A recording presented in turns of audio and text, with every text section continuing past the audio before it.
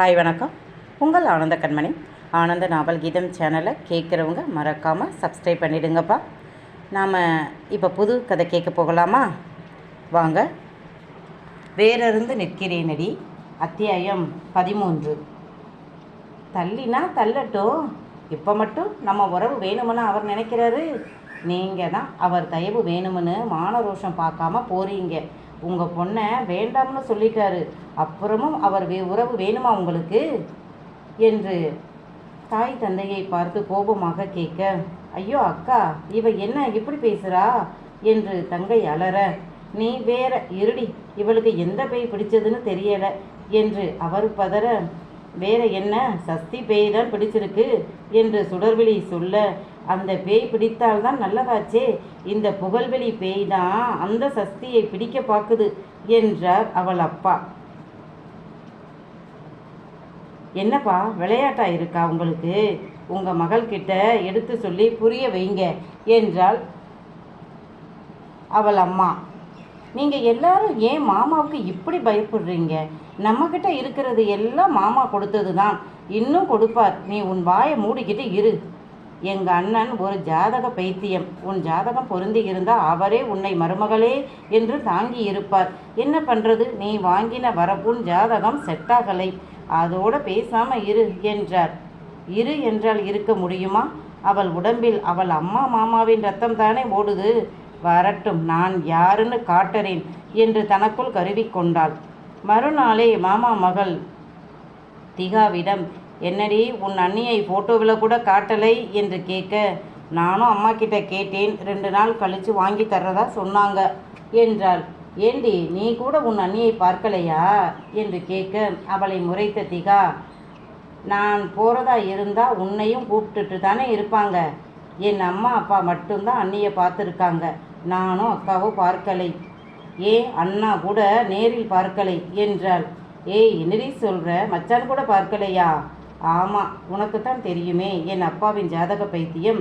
அண்ணியோட ஜாதகம் ரொம்ப பிரமாதமாக பொருந்தி இருக்காம். உடனே பேசி முடித்து விட்டார். அண்ணன் கிட்ட ஒரு வார்த்தை கூட கேட்கலையாம்.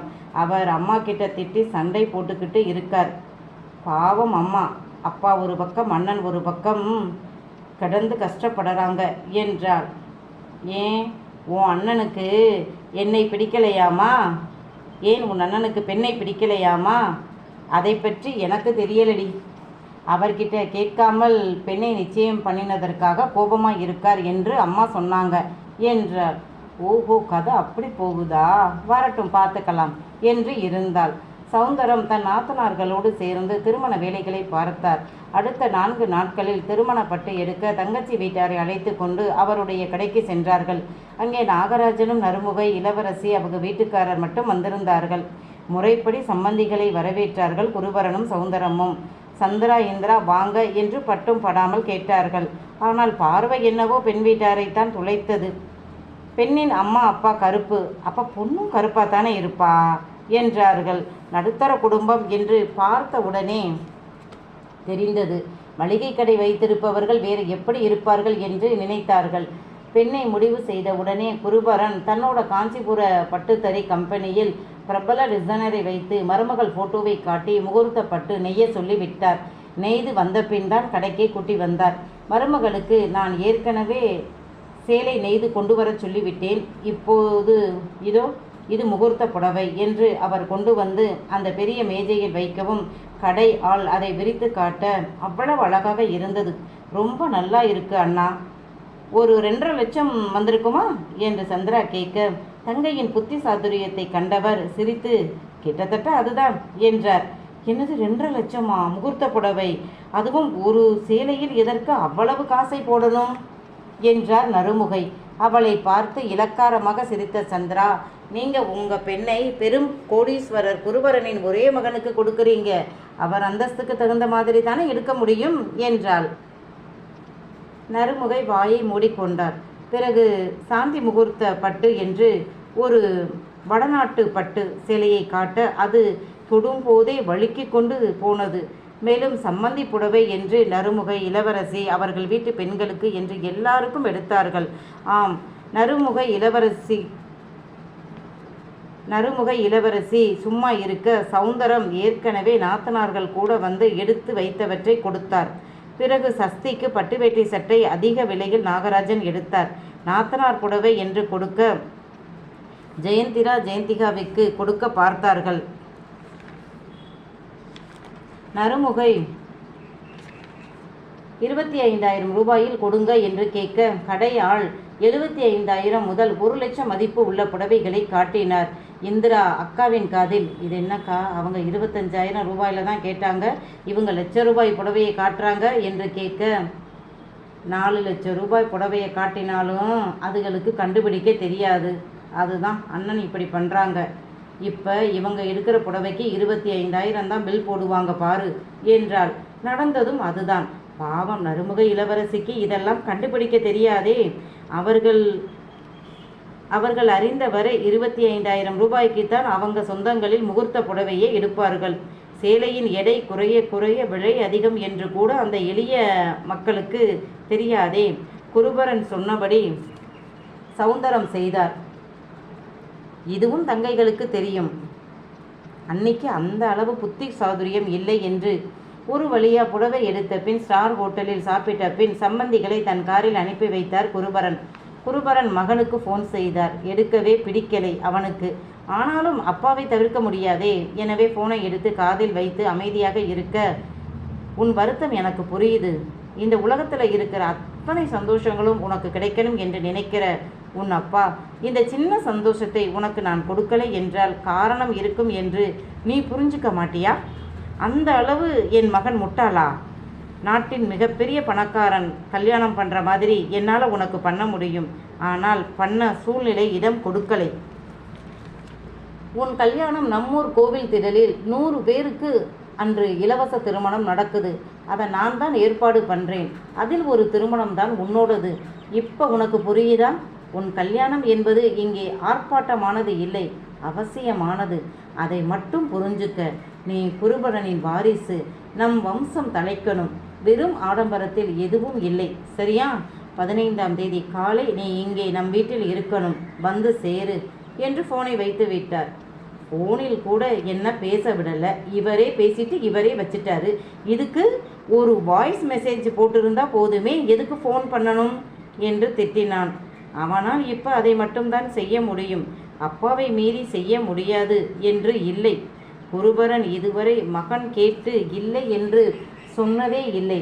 அதுவும் கடந்த 10 வருடத்தில் மகனை தவிர இந்த உலகத்தில் எனக்கு வேறு எதுவுமே இல்லை என்று தான் சொல்வார்.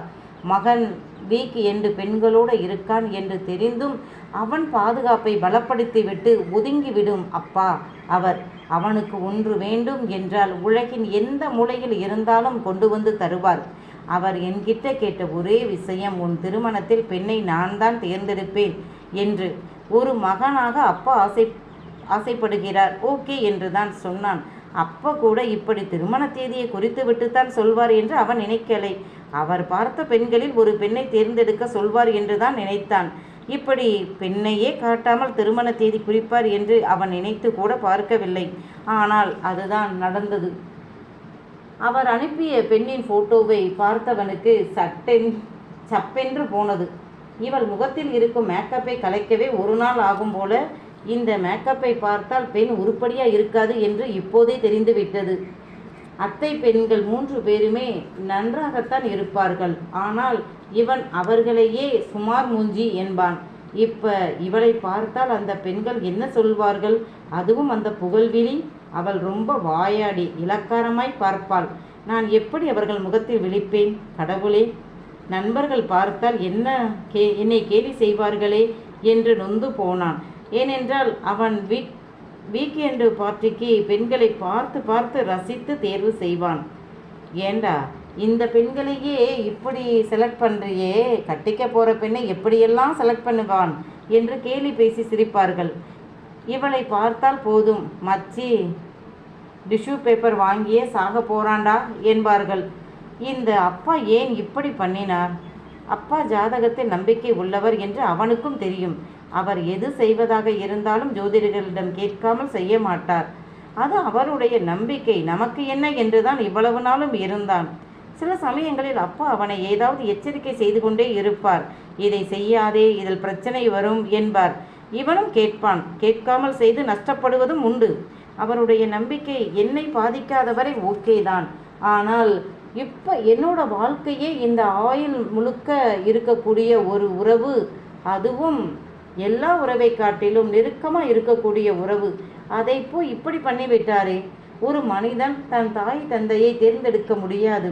அவன் யாருக்கு மகனா பிறக்கணும் என்பதை அவன் முடிவு பண்ண முடியாது.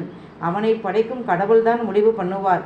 அதே மாதிரிதான் கூட பிறந்தவர்களும், ஏன் அவனை விரும்பி பெற்றுக்கொள்ளும் பிள்ளைகளும் அப்படித்தான். அவர்களை இவனால் தேர்ந்தெடுக்க முடியாது. ஆக இவனை சுற்றி இருக்கும் உறவுகள் எல்லாமே கடவுளால் அவனுக்கு கொடுக்கப்பட்டவர்கள்தான். ஆனால் ஆணிற்கு அவன் மனைவியை தேர்ந்தெடுக்கும் உரிமையையும் பெண்ணிற்கு கணவனை தேர்ந்தெடுக்கும் உரிமையையும் இயற்கையே மனிதனுக்கு கொடுத்திருக்கிறது. எல்லாருக்கும் எளிதாக கிடைத்திருக்கும் இந்த வாய்ப்பை எனக்கு என் அப்பா கொடுக்கலை. ஏன்? அதற்கு அவர் சொல்லும் காரணம் ஜாதக பொருத்தம். என்னடா பொருத்தம் வேண்டி கிடக்கு? ஒரே ஒரு பொருத்தம் தான் இருக்கு, இருவருக்குமான உடல் உறவு. அந்த பொருத்தம் தானே முக்கியம். அந்த பொருத்தம் பார்த்து கல்யாணம் பண்ண நான் வெளிநாட்டில் பிறந்திருக்க வேண்டும். சரி போகுது, எல்லா ஆண்களைப் போல நானும் பெண் பார்த்து பிடித்திருந்தால் சம்மதிக்க போறேன். இவர் என்னை இவரோட வார்த்தையால் என்னை கட்டி போட்டு மணவரையில் நிற்க வைக்கிறார். கோவிலில் வைத்து எளிமையாக திருமணம் என்பது அவனுக்கும் ஓகேதான். எதற்காக நம் நேரத்தையும் பணத்தையும் செலவு பண்ணி ஆடம்பரமாக செய்யணும்? அதுவே நல்லதுதான்.